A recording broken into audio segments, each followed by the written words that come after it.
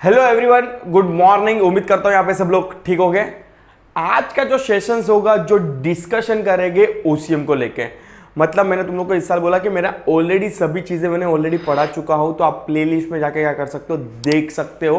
पूरे videos with objectives मैंने detail में पढ़ा है। पोर्शन तो चेंज हुआ नहीं है, तो आप वही सब वीडियो क्या कर सकते हो, लास्ट ईयर के रिफर कर सकते हो।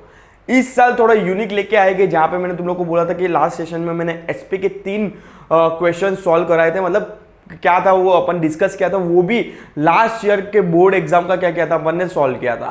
तो आज जो अपन सॉल्व करेंगे ओसीएम को लेके सॉल्व करेंगे। मतलब जो आप देख रहे हो थंबनेल को देख के समझ में आ गया रहेगा आपको कि एग्जैक्टली डिस्कशन क्या होने वाला है।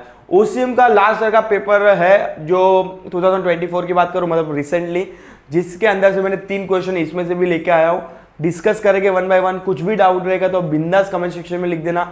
और बिफोर स्टार्ट द लेक्चर्स, आपको समझ में आ गया रहे, तो थंबनेल में दिख रहा है मेरा कि ये जो बुक मैं बहुत बार रिफर करता हूँ घड़ी घड़ी, कि ओसवाल पब्लिशर्स की बुक आपको क्या करनी है, रिफर करनी है।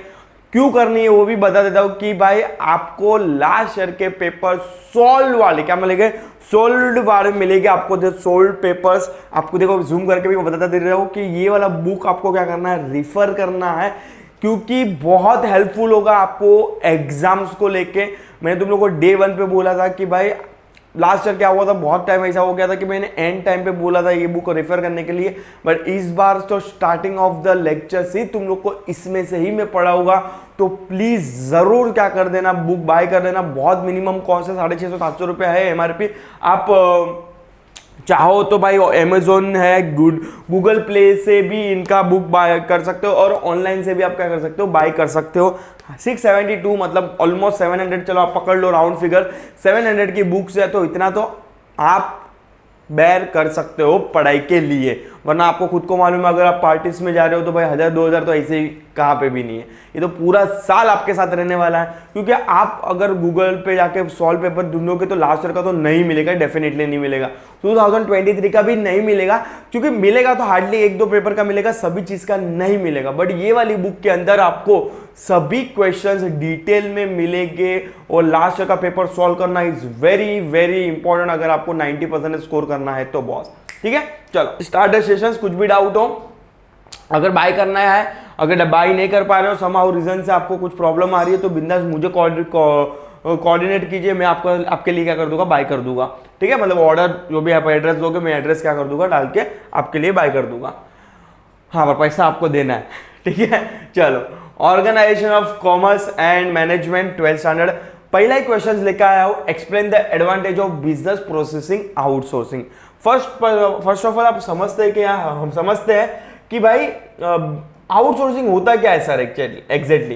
देखो, आउटसोर्सिंग का मतलब ये होता है, एक सिंपल एग्जांपल दे देता हूं कि भाई कोई काम मेरे बस की बात नहीं है, और या तो फिर मेरे पास टाइम नहीं है, या तो फिर मैं वो कॉस्ट बचाना चाहता हूं, या तो फिर मैं वो फील्ड में एक्सपर्टाइज नहीं हूं। ये सभी रीजन हो सकते हैं। अगर कोई काम मैं नहीं कर रहा हूं, बिकॉज ये मैंने आपको ब्रॉडर लेवल पे बोल दिया कि कोई काम मेरे पास आया है पर वो मैं कर नहीं पाता हूं, क्योंकि सपोज के फॉर एग्जाम्पल मैं एक्सपीरियंस नहीं वो फील्ड के अंदर, या तो फिर मैं कॉस्ट कटिंग करना चाहता हूं, या तो फिर मेरे को वो आता ही नहीं है, वो रीजन ही हो सकता है। तो वो काम मैंने क्या किया, थर्ड पार्टी को क्या कर दिया, आउटसोर्स कर दिया। इसको सिंप्लीफाई एग्जांपल के फॉर्म में समझते हैं। सपोज कि फॉर एग्जांपल मैं सीएस हूं, अगर सपोज कि फॉर एग्जांपल मुझे कोई सीए का काम आ रहा है, मेरा क्लाइंट बोल रहा है कि भाई तू सीएस का काम तो देख ही रहा है, साथ साथ तू फाइनेंस का काम भी देख, टैक्स एंड जीएसटी भी तू इसे हैंडल करेगा। भाई मैंने उसको बोला कि भाई बॉस मैं जीएसटी नहीं संभालता हूं, आप प्लीज किसी और को क्या कीजिए, वो काम कीजिए। वो बोलता है नहीं भाई मुझे आप पे भरोसा, आप चाहो तो आपके फ्रेंड को दे दो काम जो सीए है। तो मैंने क्या किया कि वो जीएसटी एंड टैक्स का काम मैंने मेरे फ्रेंड को दे दिया, जो क्या था, सीए था, क्योंकि वो बंदा वो फील्ड में क्या एक्सपर्ट है, मैं तो एक्सपर्ट नहीं हूं। तो वन ऑफ द रीजन हो गया कि वो काम मैं नहीं करते हुए मैंने किसको, थर्ड पार्टी को क्या कर दिया, आउटसोर्स कर दिया। उसका मतलब ही क्या होता है, आउटसोर्सिंग होता है।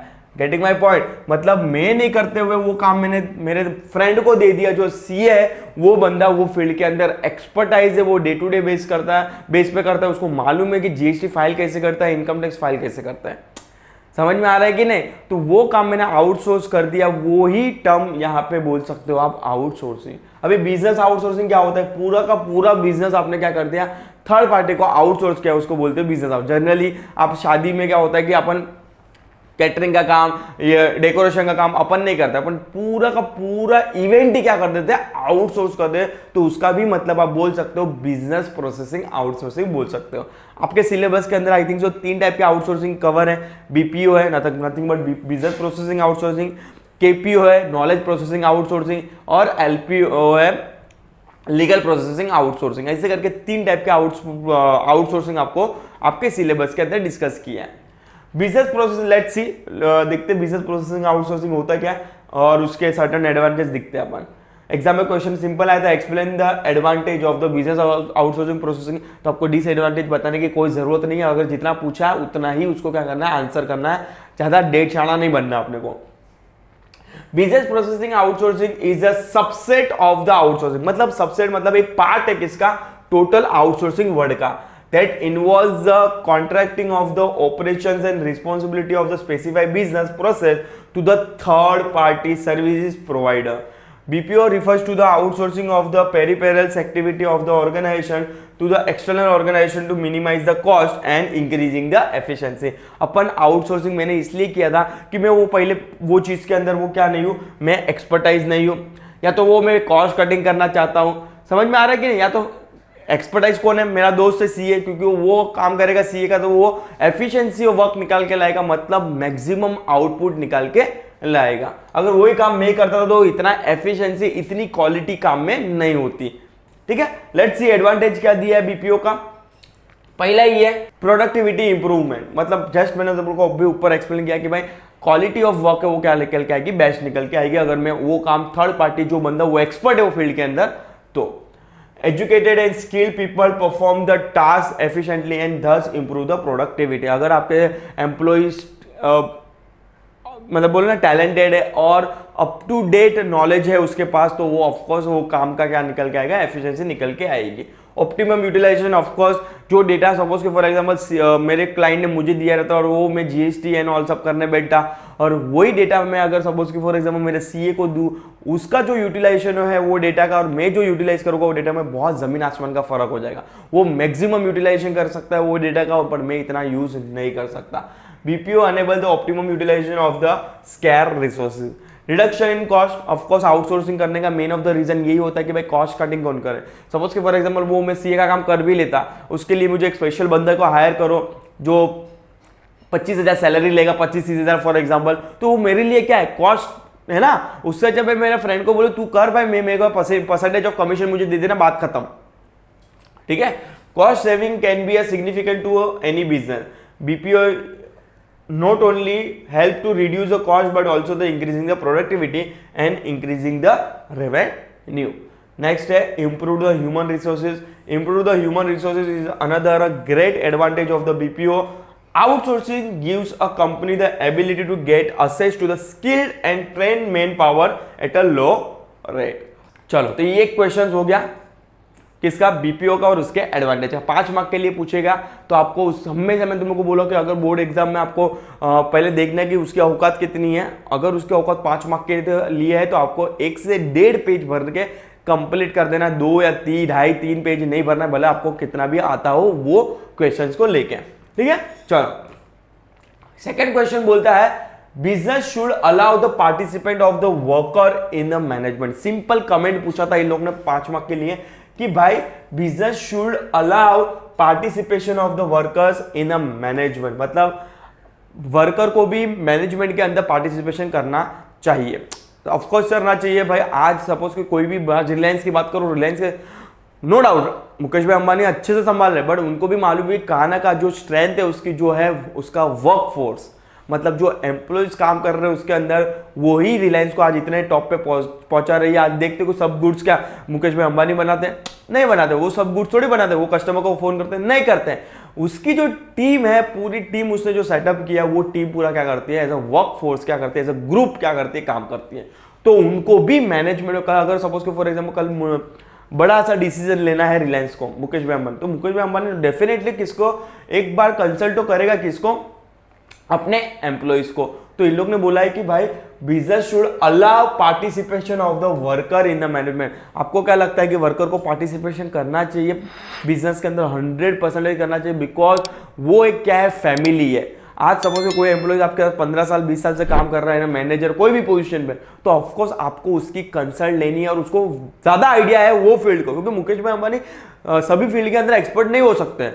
अगर होते तो वो सब काम खुद ही नहीं करते, इसीलिए उन्होंने क्या किया है, एक्सपर्टाइज पर्सन को बिठाया है वो जगह पे। तो 100% वर्कर को मतलब एम्प्लॉयज को पार्टिसिपेट करना चाहिए मैनेजमेंट के अंदर। Business can not function isolation, मतलब बिजनेस सिंगली चल ही नहीं सकता है, अकेला चल ही नहीं सकता है। आइसोलेशन का मतलब it depend upon the society for its input and output. आज इतना भी बड़ा रिलायंस क्यों ना, वो अकेले दम पे बिजनेस कर ही नहीं सकता, क्योंकि वो कहाँ ना कहाँ अदर स्टेक होल्डर है मार्केट में और सोसाइटी के अंदर डिपेंडेंट है। रिलायंस कस्टमर पे डिपेंडेंट है, यस। रिलायंस वर्कर्स पे मतलब एम्प्लॉयज पे डिपेंडेंट है, यस। रिलायंस गवर्नमेंट पे डिपेंडेंट है, यस। समझ में आ रहा है ना? अदर रिलायंस शेयर होल्डर पे डिपेंडेंट है, यस, वरना फंड कौन लाएगा?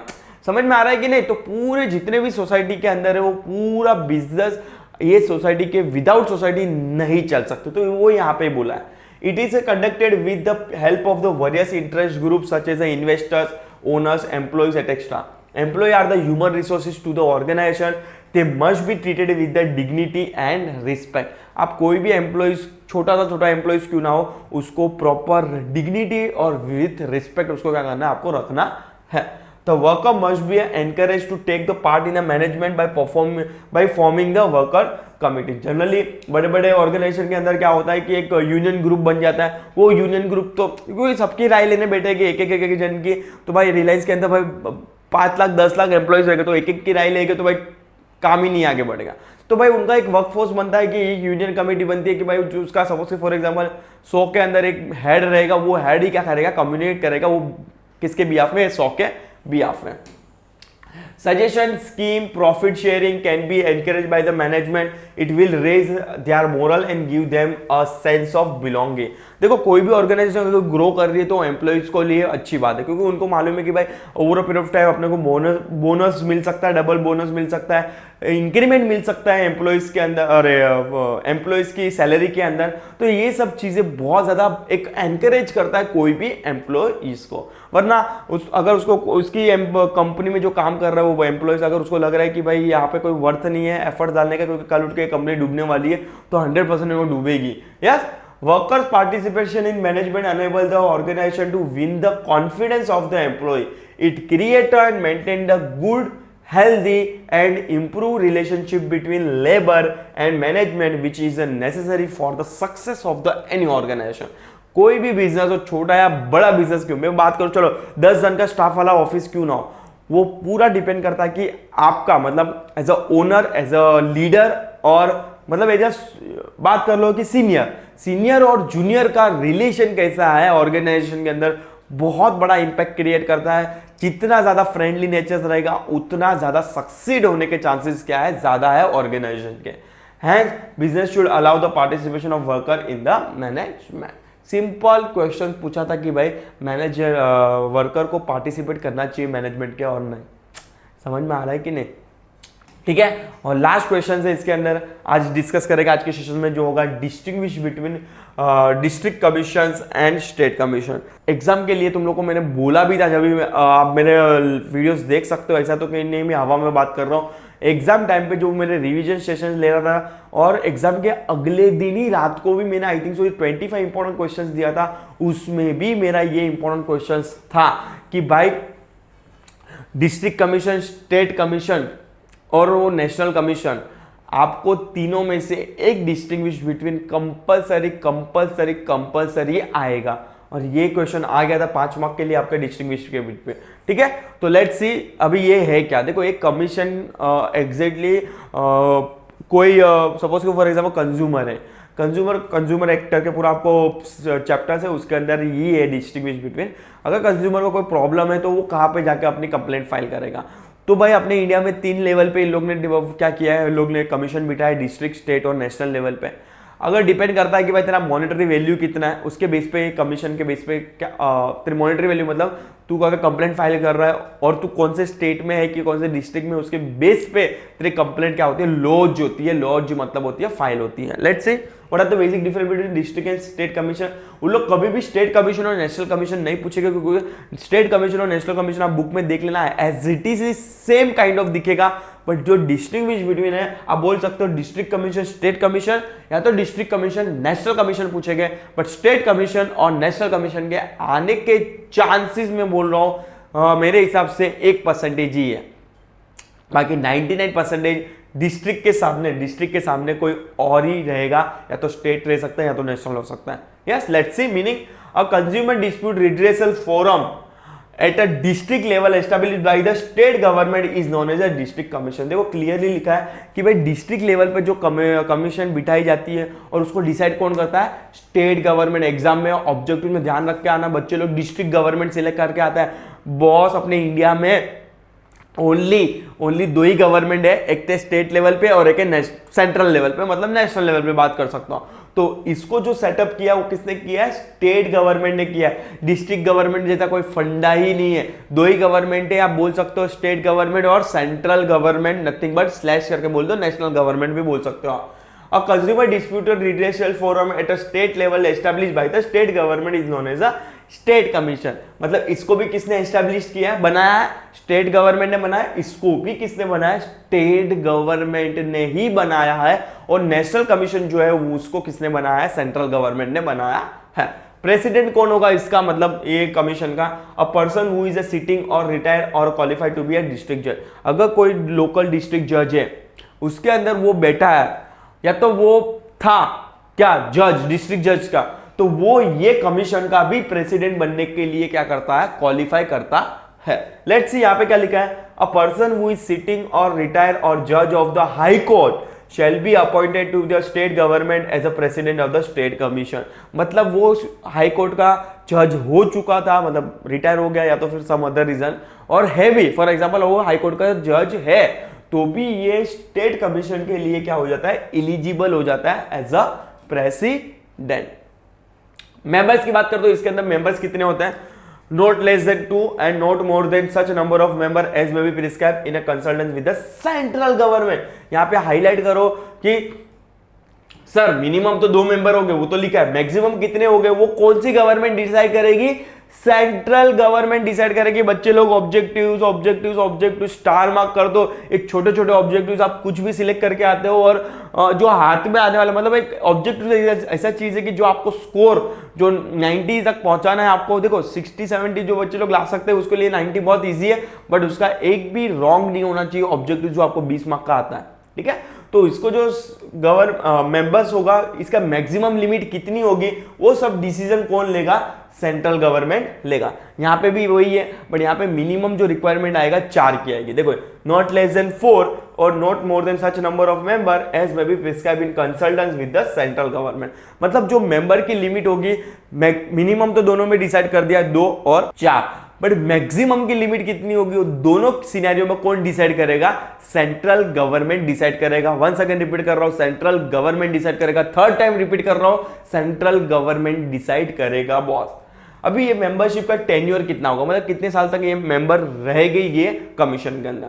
तो member can be have a membership for a term of 5 year, और या तो उसकी एज 65 ईयर नहीं हो जाती, विच एवर इज अर्ली है। सपोज कि फॉर एग्जाम्पल मिस्टर एक्स है, वो अभी है 50 ईयर का, तो पूरा 5 साल खत्म कर सकता है, क्योंकि तो भी 55 एज होगी, ठीक है, 5 साल खत्म कर सकता है। बट अगर सपोज कि मिस्टर एक्स है, वो 63 पे ये मेंबरशिप बना ए कमीशन का, भाई उसको भी मालूम है कि 63 बाद में 2 साल के बाद में क्या हो जाएगा, 65 का हो जाऊंगा। उसके बाद तो मुझे छोड़नी पड़ेगी, भले मेरा 5 साल का टर्म खत्म नहीं होता तो भी मुझे छोड़नी पड़ेगी, क्योंकि इधर क्लियरली लिखा है the member can have a membership for a term of 5 year, या तो और up to the age of 65 year whichever is earlier. जो भी सिचुएशन पहले क्रिएट हो जाएगी वो सिचुएशन में उसको रिटायर करना पड़ेगा, या तो वो उसकी एज सपोज कि फॉर एग्जाम्पल 5 साल खत्म होने के बाद भी 65 नहीं हो रही तो पूरा 5 साल कर सकता है। बट यहाँ पे सिनेरियो देखो, 63 एज में वो मेंबर बना और 2 साल के बाद उसको कंपलसरी उसको मेंबरशिप से क्या लेना पड़ेगा, रिजाइन लेना पड़ेगा, क्योंकि उसकी एज पहुंच जाएगी 65 पे। क्योंकि विच एवर इज अर्लियर लिखा है। सेम सिनेरियो यहाँ पे भी बनता है, बट यहाँ पे 65 लिखा है, यहाँ पे 67 लिखा है। The member can have a membership for the term of the 5 year और up to the age of 67 whichever is earlier. Suppose ये सिनेरियो की बात करूं, 63 एज में अगर वो बनता है, यहाँ पे तो कोई कंफ्यूजन ही नहीं है, यहाँ पे कंफ्यूजन है कि अगर 63 एज में वो स्टेट कमीशन का क्या बनता है, मेंबर बनता है। 63, 64, 65, 66, 67, मतलब 4 साल के बाद उसको क्या कर देना है, छोड़ दे रहे हैं। 1 साल भले आप बोलोगे सर 5 साल के लिए लिखा है, पर उसकी एज 67 तक पहुंच जा रही है क्योंकि विच एवर इज अर्लियर लिखा है। आई होप तुम लोग को क्लियर है बच्चे लोग मैं क्या बोल रहा हूं। अगर नहीं समझ में आ रहा तो बिंदास कमेंट सेक्शन में लिख सकते हो सर क्या बोल रहे हो, नहीं समझ में आ रहा है। एरिया कवर, ऑफकोर्स ये डिस्ट्रिक्ट लेवल पे बना है तो ऑफकोर्स डिस्ट्रिक्ट कमीशन का ही क्या करेगा, एरिया कवर करेगा। It cover the particular district, of course ये स्टेट लेवल पे बनाया था, पर्टिकुलर स्टेट को क्या करेगा, कवर करेगा। मॉनिटरी जुरिस्डिक्शन आएगा कि भाई कितने तक का केस यहां तक फाइल हो सकता है। To entertain the complaint where the value of goods, suppose for example आप कंप्लेंट फाइल कर रहे हो, उसका गुड्स या सर्विस की वैल्यू कितनी है, नॉट एक्सीडिंग द 1 करोड़। यहां पे जेड यहां पे कर दो तो टाइपो एरर है। 1 करोड़, अगर उसकी 1 करोड़ तक की क्या रहेगी, लिमिट रहेगी वो गुड्स और सर्विसेज का, तो आप कंप्लेंट डिस्ट्रिक्ट तक फाइल कर सकते हो। अगर 1 करोड़ से ज्यादा है तो आप कहां फाइल करोगे, आप स्टेट कमीशन में फाइल करोगे। तो entertain the complaint where the value of goods and service is paid as a consideration exceeding the 1 crore but does not exceeding the 10 crore. अगर 10 करोड़ से भी ज्यादा है तो आपके पास और ऑप्शन है जो है सेंट्रल, मतलब नथिंग बट नेशनल कमीशन। समझ में आ रहा है वीडियो क्या बोल रहा हूं, ठीक है। तो ये हो जाएगा आपका basic difference between district commission and state commission. उम्मीद करता हूं कि आपको समझ में आया रहेगा जितने भी क्वेश्चंस पढ़ा है। और अगर अभी भी कुछ डाउट है तो बिंदास कमेंट सेक्शन में लिख दीजिए कि सर मुझे ये डाउट है। और हाँ, प्लीज़ चैनल को सब्सक्राइब नहीं किया तो फर्स्ट ऑफ ऑल चैनल को सब्सक्राइब भी कर लीजिए, क्योंकि आपको ऐसे ही हेल्पफुल वीडियोस मिलेंगे आपके बोर्ड एग्जाम को लेके 2025 के लेके। 1 सेकेंड जाते जाते बुक वापस से दिखा देता हूँ कि इसको भूलना नहीं है, बाय करो। मेरा तो बेस्ट सजेशन है ये बुक बाय करने का और बहुत हेल्पफुल हो जाती है आपको। और यस, ठीक है, चलो मिलते हैं टिल टाइम। प्लीज चैनल के लिए अपडेट रहिए। Thank you so much.